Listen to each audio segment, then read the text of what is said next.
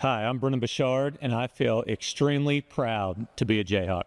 Hanni and the Hawks is presented by Jefferson's with 2 Lawrence locations, home of the best wings in town, 21 signature sauces. You got to check them out. But if wings aren't your thing, how about a burger? They hand patty their certified Angus beef every single day. Also, hand bread their tenders. They make their ranch in-house. There is truly something for everybody at Jefferson's. Go see my buddy Brandon Graham and the entire crew at Jefferson's, either on Mass or Wakarusa in Lawrence, Kansas. What's up, everybody? Welcome into another edition of Hanni and the Hawks, presented by Jefferson's. Today, recorded from inside our beautiful facility here at Kansas Nation, downtown Lawrence, Kansas on Mass Street. Thrilled to bring you a guy whose thumbprint is all over Kansas basketball for the last 20 years. First as a player, and for the last 17 years as a staff member, one of Bill Self's most entrusted staffers. Talking about the great Brennan Bechard, who joins us today live. Brennan, great to see you, my friend. How are you? Thanks for having me. I'm doing great. Director of Scouting is the official current title, but you've had so many roles over the years.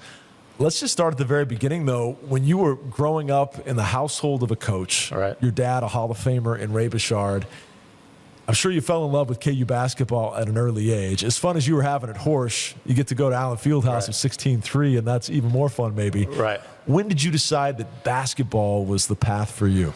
Like you said, I mean, just coaches everywhere, my dad, all my uncles, basically kind of all I knew growing up. So I think I kind of always knew that deep down it's the path I'd like to take. And you wind up being a star at Lawrence High. You go to Barton County Community College for a year. But what was the dialogue in the midst of all of that? Because you grew up around first Coach Williams, then Coach Self. Right. Did you know eventually an invited walk-on spot was waiting for you? Coach Self kind of mentioned in high school, you know, they kind of had a full roster, what would have been my freshman year. If I went away for a year, that there'd be a good chance that I could come back. So did that, went to Barton County for a year, and then he was gracious enough to let me join the team, so my sophomore year. Man, that's fantastic. Remind our listeners, especially the younger ones, who was on the team at that time when you come in 06, 07? Yeah, I mean, it was a bunch of dudes. Sharon's freshman year, Mario Chalmers, B-Rush, Julian, Sasha, Shady, Brady Tyrell, all those guys. Actually, I think Tyrell came a year later, but yeah, pretty stacked group. Man, no kidding. And, of course, that team would go to the Elite Eight. The next year you win it all. We'll cover all that later. But I think it's just interesting to kind of use that as the backdrop, that here's this kid that grew up in Lawrence, Kansas, going to the games. He gets a chance to fulfill his dream.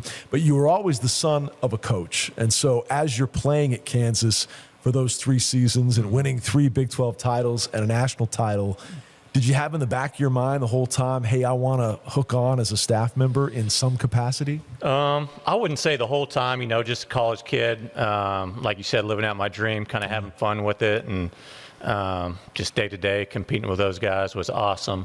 And then kind of my senior year, I started more, you know, after this year, I actually got to go do something. And so those thoughts kind of creeped in starting then. So how does that conversation even get initiated between you and Coach Self, that there's ambition within you? Coach, is there opportunity here? Right. And Coach, what do you advise I do? I mean, how did that come about? Yeah, obviously talked to Coach towards the end of the season, and nothing was promised. And just even through that summer, volunteered at camp, and still nothing really happened until that August. And he said I could stick around and kind of almost volunteer for that next year. So did, and then kind of stuck, and been here a while now. What had you proven to him on a day-to-day basis as a red teamer, as a guy who's busting his tail to make the starters better, but also a guy that's soaking up game plans and has a basketball IQ that could translate to coaching one day? What did you think you'd shown him in that small sample size that made you hireable? Yeah, I think just work ethic, and then, like you said, red team, scout team, taking that serious. Our whole group did. We knew that was our job. Yeah. We took it very serious to try to get those guys ready. So the preparation that goes into that, to knowing their offense and scouting report and that sort of thing, we all took that really serious. So. You're obviously a really bright guy. You know the game inside and out. Basketball IQ is tremendous. But how much being a son of a coach and watching your dad's work ethic, your dad's scouting and preparation, different sport, Right. but I'm sure many of the same practices and principles. Yeah, I think just watching his preparation and being around a lot of great coaches, it's just kind of a lifestyle, and I mean, how serious you got to take it and study and that sort of thing. So I think it definitely helped.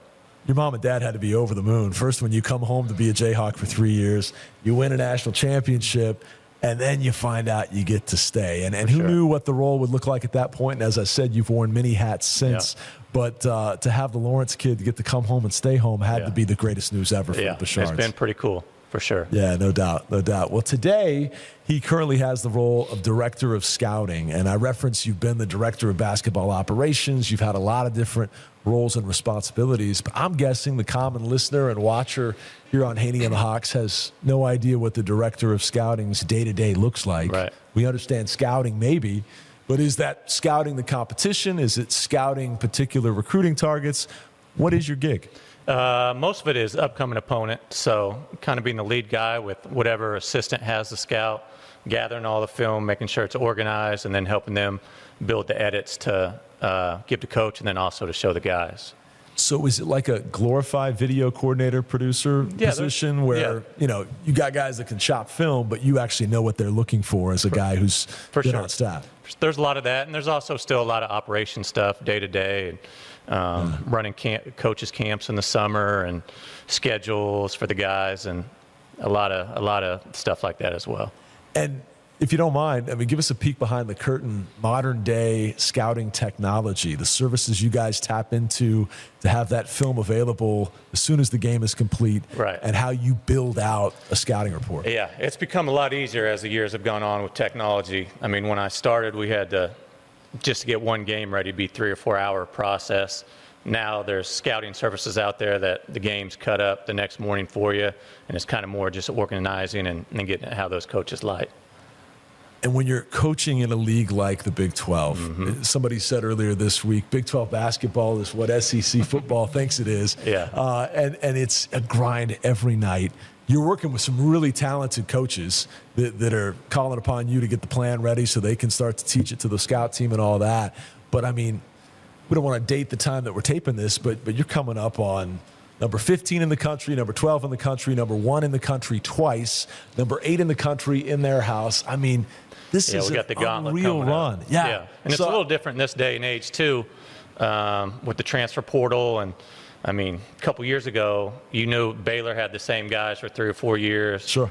Now, everybody's got a new team every year, which is kind of a new thing to try to tackle with personnel for our guys and that sort of thing. So Yeah, that's a it great becomes a little point. more challenging for everybody. Roster continuity is less than 20% on a lot of these teams. It's Yeah. brand new faces and new guys to learn, so that's a big part of it too. Are you doing something that you love? Maybe when you were 23 and finishing up as a player, you didn't think scouting would be your calling, but is this something you found a passion for? Yeah, I really enjoy it. You know, just being around our staff is unbelievable. Just being around those guys every day, and program I love and take good pride in. And Coach Self's great to work for and creates a great environment for everybody. So it's been really cool. What's the ultimate dream for you? I don't know. I'd like to go and coach and be on the floor and that sort of thing if the right opportunity comes available. But right now, it's been really working out really well. It's amazing when you think about some of the great coaching minds that have come under Coach Self's wing over the course of his career, some of which have gone on to be head coaches other places. Others have stayed in roles within the staff. It's a great lifestyle you live. It is. And if you wanted to leave the nest, so to speak, no Jayhawk pun intended, like you'd have to drop to obviously a lower level with less resources, less Hall of Famers in the room, so to speak. Right. So it's a bit of a leap of faith, and I would imagine juggling what's best for you and your family is a tough debate there. For sure. And having 3 little ones, and now as they're getting a little bit older, it'd be a little easier to make a move. So we'll see what the future holds. But it's been fun so far. In 17 years, though, of working under Bill Self, we see how he pulls the best out of his players. How does he go about pulling the best out of his staff? And where in your personal development do you think his influence has changed you the most? Well, yeah, he's unbelievable, as we all know. And as a player, I think he's the best at coaching you hard as he can to get you to your ceiling, but also at the end of the day, cracking jokes and building you back up. And I think he kind of has the same approach with his staff. I mean, he's demanding and he wants you to give all you can, but at the end of the day, he makes it fun, and he's great to be around as well. I learned early on, if he teases you, he likes you. Right. What does he tease Brennan Bechard about? Everything. So he thinks he's quite the comedian, which he is funny. But yeah, like our staff, we just have fun all day long, and as much as we're around each other, you kind of have to. So Man, good stuff. Is it a tight-knit group? You come from all over. Right. This coaching staff does. Yeah, it is, and kind of have no choice as much as we're around each other on the road, the grind of the season. It's a fun group. Tony coming in has been great. JV's awesome. Yeah. And then the rest of the guys have been here for a while. So obviously, Jeremy was your teammate. Right. We're going to talk about your playing career next segment. But I went back and did the math. I think you would have been 7 or 8 when Jock was playing here. Did you have early memories, young Brennan, of watching number 11? His jersey was on my wall. Okay. Actually, when my dad was at Barton, he got offered the K-State job 2 years before the KU job, which at the time was probably a better job. And I told him, hey, we can go to Manhattan, but I'm going to wear my Jock Vaughn jersey. So I don't know if that had any influence, whether taking the job or not. But yeah, as a lot of people, Jock was a favorite for sure. Reminds me of Tyrell Reed telling the story of wearing a Kirk Heinrich Bulls jersey on his K-State recruiting visit. So yeah, that's good stuff. Talking with Brennan Bechard today, Director of Scouting for KU men's basketball, but also a national champion as a player. When we come back, we'll reminisce on some of his days as a player at Kansas, the players he had a chance to win those titles with, and even though he hung them up 17-plus years ago, he's still hitting big-time shots to win big-time dollars on occasion at late night in the fog. We got to cover that, too. All that and more straight ahead on Hanni and the Hawks, presented by Jefferson's, right here on Kansas Nation.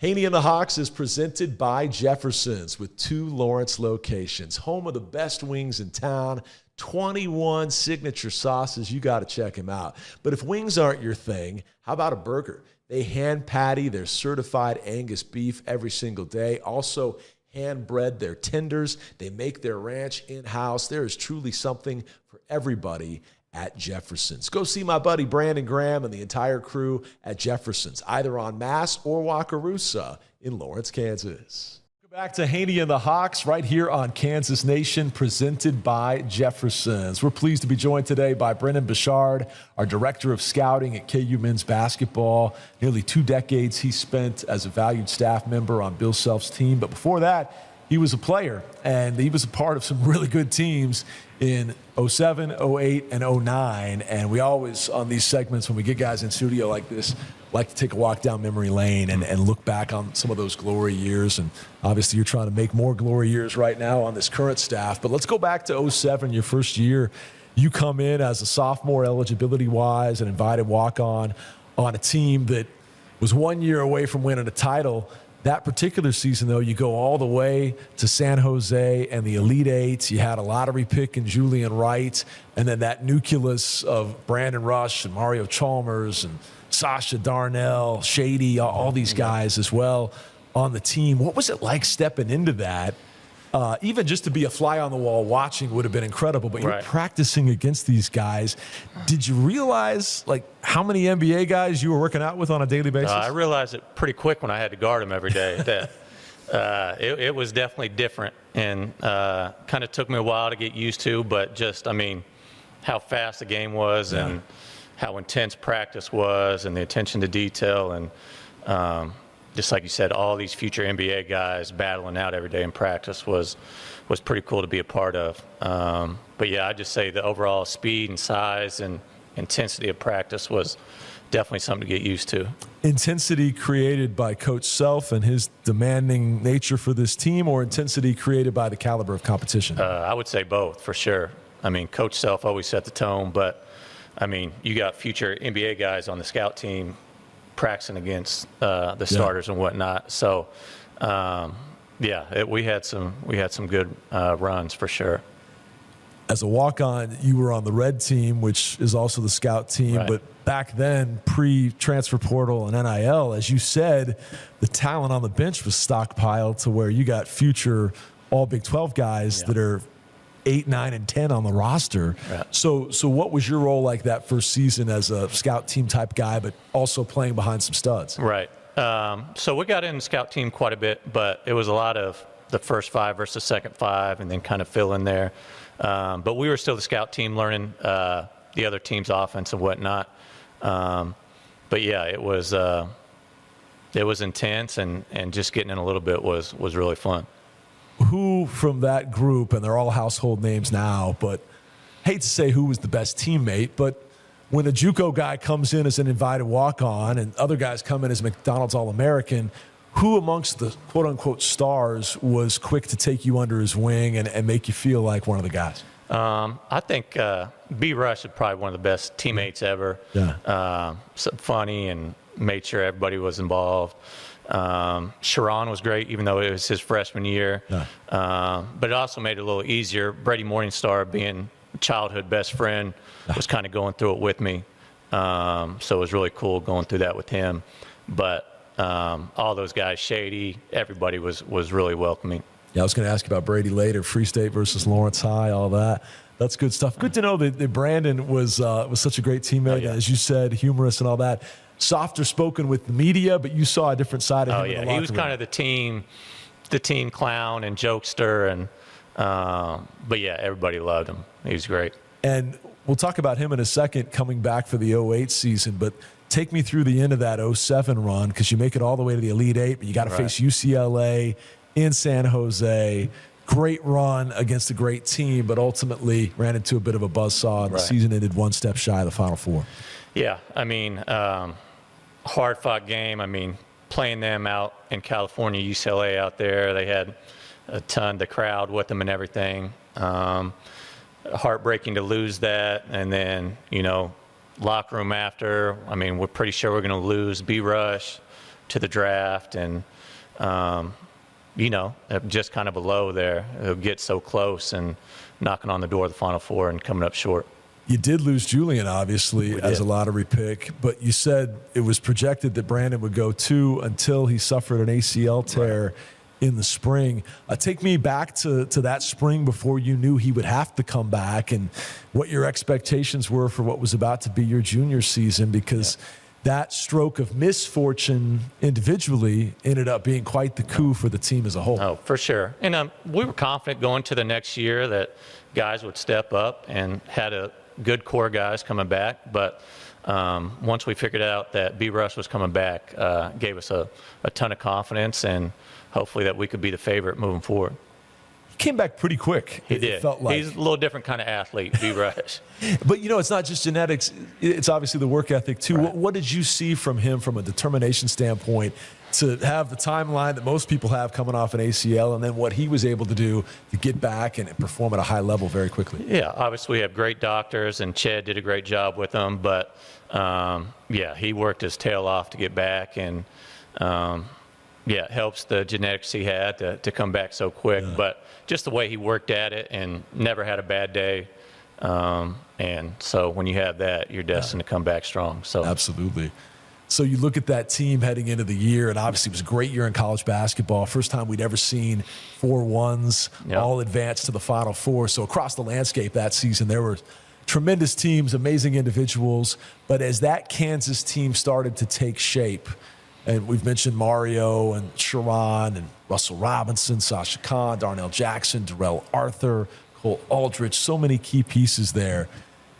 When did that group in that configuration really become a championship caliber team in your estimation? We've heard stories of the players only meeting at Henry T's and all that stuff, but you were there on a daily basis. Yeah. When did you know you had something special, and when do you think this team really found its footing? I think we thought all year that we had something special, but late in the conference season, I think we lost 3 out of 5 or something late, which was kind of a big wake-up call for us leading into the NCAA tournament. And like you said, kind of all got together as a team and knew we had to give a little more and really get focused moving into the postseason, and we did. Who were the primary voices in that meeting?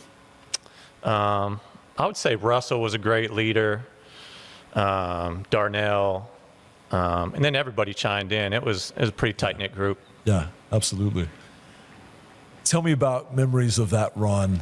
Obviously, the huge performance with North Carolina in the national semifinal game, but before that, you beat Steph Curry. Right. And we talked to Sasha about that. That was his big game in the Elite Eight. When I asked Brennan Bechard his favorite memories, what comes to mind? That run, the Elite Eight, to finally get over the hump. Coach Huff had been in a few Elite Eight games before, and so I think everybody felt a little pressure, especially what happened the year before. But then after we got through that game, the Carolina game, I was actually rooming with Cole at the Final Four, and the night before Carolina, he's like, I'm gonna tear up Hansbrough tomorrow. I'm like, Cole, you barely get in the games at all at the last couple games. And sure enough, he got in and played awesome, and just the confidence we had moving forward was at all-time high. That's fantastic. Yeah. So this young guy from Bloomington, Minnesota, just had a confidence Cole, about him. Goofy self. Sure. Like, all right, Cole, sure. But he did. He played his best game of the year. And Goofy and funny, yes, but was that a familiar thing for him to make a bold declaration like that, or did you sense something different in his eye? No, he never made too many claims like that. Yeah. So, but like I said, kind of brushed it off. And thought we'd go with our normal rotation for most of the game, but he came in and did an unbelievable job. And real quickly, back to winning in the Elite Eight and getting that first Final Four for what would prove to be a first ballot Hall of Famer in Bill Self. You referenced how close he'd been at Tulsa and Illinois, and heck, his first year, they lose in St. Louis to Georgia Tech, and obviously the previous season out in San Jose. What was it like celebrating with him that night in Detroit? That locker room, Detroit, just pouring all the water on him, jumping around, and it was just an awesome night. And then coming back to Lawrence and to a full field house at whatever time we got back, it was pretty cool. People use the metaphor, get the monkey off your back. Did you sense any exhale or relief from him, or was he just on to the next? I think you could sense it a little bit. Yeah. So then, obviously, you go to San Antonio. You referenced the night before the Carolina game. You beat Carolina. And as a Kansas kid who grew up wearing Jock's jersey and cheering for Roy's teams, you've got a first-row seat to Kansas basketball history there as the present meets the recent past, and two Hall of Famers go toe-to-toe. And then the next night, a couple nights later, Roy shows up wearing the Kansas sticker. Just give me your vantage point on all that. And obviously you're thinking about it from a player's perspective, I know, but think about it first as a Lawrence kid. What was it like watching that? It was pretty weird, actually. I mean, Coach Williams was great to my dad and myself when he was here. And so I got the utmost respect for Coach Williams. But, just having that matchup there, and like you said, all number one seeds. And it was really cool. San Antonio is a great place to have a Final Four, so our fans were everywhere. So it's kind of just an unbelievable experience. Rock, Chalk, Riverwalk. We're going to talk about the Riverwalk in a second, but take me to a Monday night in April. A young Bill Self that's in his first Final Four, hunting his first title ring. What was his demeanor like? What did the pregame speech include? What memories do you have specifically of Coach Self that night? He just gave us what he's given all year. I mean, kept everybody really focused. His whole thing was just for 2 days, take away all distractions, family members, tickets, everything. It'll all take care of itself. Just worry about the scouting report and Memphis for the next 2 days, and we'll be fine. And it was just pretty much business as usual, and kept us on track, and we pulled it out. So. You did, but not without 5 extra minutes, a whole lot of drama in between. Talk about the comeback in the final 2 minutes and change, your front row seat to it, when you started to believe that we could actually pull this off. Yeah, after the steal and that second to last three, we were on a roll, and you think, God, can we get it done? And there's no better. Everybody had the utmost confidence in Mario. He'd made big shots like that all year. And that last play, there'd be nobody better shooting it than Mario. And ran a play that we ran 5 or 6 times that year and executed. So now that you're on the coaching staff and technically director of scouting, but you're aspiring to be a coach, explain in layman's terms chop and what exactly happened on that play. Yeah, so chop is just point guard comes down, so Sharon has it, and it's just a handoff to the corner, and Mario can either come off and shoot, or there's a fade screen for B-Rush on the opposite side. If that didn't open, then Sharon would come back off. Okay. So obviously we didn't have that much time for all those options. But yeah, Mario came up, raised up, and shot it. And obviously made it, and the rest is history. But it doesn't work as good now. Everybody switches everything. So back then, most guys stayed with their man. So worked a little better back then. But so he hits the three that goes down as the biggest shot in the illustrious history of Kansas men's basketball. Right. And I think everybody in that arena, whether you were a Memphis fan or a Kansas fan, thought, yeah, Hawks got him now. Right. How much belief did you have heading to the extra 5 minutes that we're right where we want to be now? I think there wasn't a doubt in anybody's mind that we weren't going to win that game once overtime came. So the amount of coming back like that and having the momentum and we just all had a bunch of confidence. Man, that's incredible. Obviously, I got to give a shout out to your fellow red teamer, Matt Kleiman, who had the presence of mind to rip off his warm-ups and run out there when the final horn sounded. He wanted those pictures to look good, like he was in that last play with everybody. You see that Kleiman jersey? It looks like he played in the game for 20 minutes. Man. He's even got a sweat move there. What was your celebration like that night? It was pretty good. All the fans and everybody in one hotel, family members, and we kind of just had one hallway up there that everybody was hanging out. And I may or may not have ended up jumping in the Riverwalk that night, which I said I would do going in there if we won it. That was the goal. So Scott Pollard was generous enough to said he would bail me out if anything happened. So did he follow through on that? Thankfully, I didn't get arrested, but yeah, it was a fun night for sure. Folks need to know that you were very close with the Pollard family growing up. Were you guys neighbors? Yeah, their house backed up to my parents' house growing up. So, so he was kind of like an uncle or a big brother? For sure. Okay. Yeah. And he might have egged you on a little bit in that proclamation? Maybe a little bit, yeah. So just a head-first dive in the Riverwalk? No, I wanted to dive. I'm glad I didn't dive. Kind of a cannonball, and it's only about 3 or 4 feet deep, so bruised the old tailbone there a little bit, but, Good thing you waited until the last game of the season. Didn't have to practice the next day. It was worth it and a story to tell. So. What did Coach Self say when he found out? Just laughed. That's an all-timer. Yeah. Gurley tells that story. Pollard tells that story. I told you before we went on, you don't have to tell if you don't want to. I'm glad that you did. It's been told enough. So. That's good stuff. Hey, real quickly before we head out to our last time out, obviously you've also won a national championship as a member of this staff in 2022. And speaking of great comebacks, you're down 15 at the half. Coach Self makes the famous comparison to the 08 team. And would you rather have this much time left with this kind of deficit or the other? What were you thinking in 2022 watching a 15-point deficit get almost entirely erased in 6+ minutes and just the way that game flipped on a dime? Yeah. Just that group was unbelievable. I mean, spearheaded that comeback with just DeJuan's defense and setting the tone there. And then, Ochai and Jay Will and CB. I mean, and then obviously David. I mean, just an unbelievable group that never gave up and knew there was plenty of time. And unbelievable what they did and how quick they got back in the game in that second half. 99 players out of 100 that I ask this to who've won titles as a player and as a coach. I always say it was sweeter as a player, if they were actually out there executing themselves.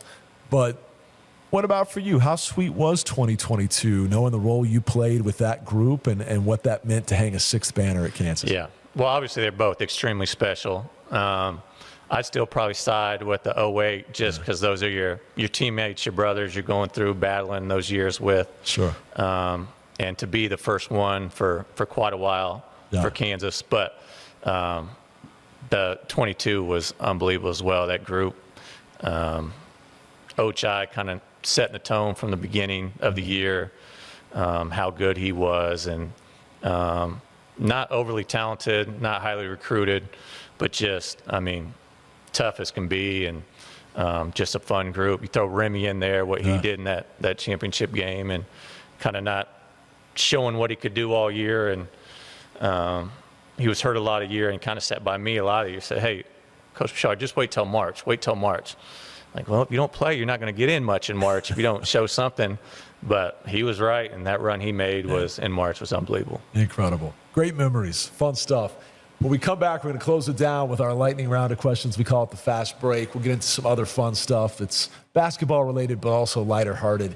Hanni and the Hawks, as always, is presented by Jefferson's right here on Kansas Nation. More with Brennan Bechard right after this.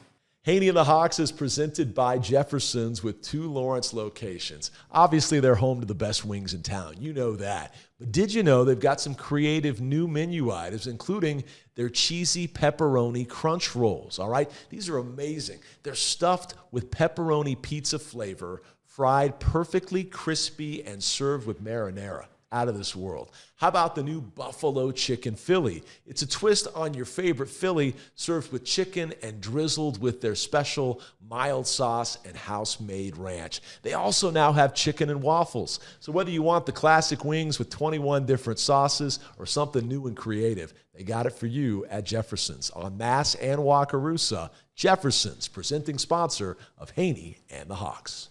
We've had a ton of fun today with KU's Director of Scouting, Brennan Bechard, and we always like to wrap it up with our fast break, 4 quick-hitting, fun questions.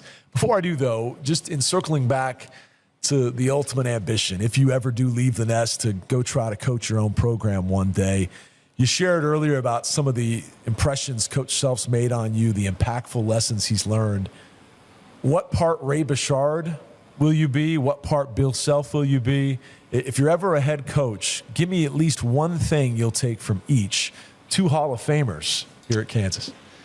Yeah, I think from Coach Self, it's just the unbelievable attention to detail, and not moving on until you get exactly how you want it, and just the kind of culture that he created every day.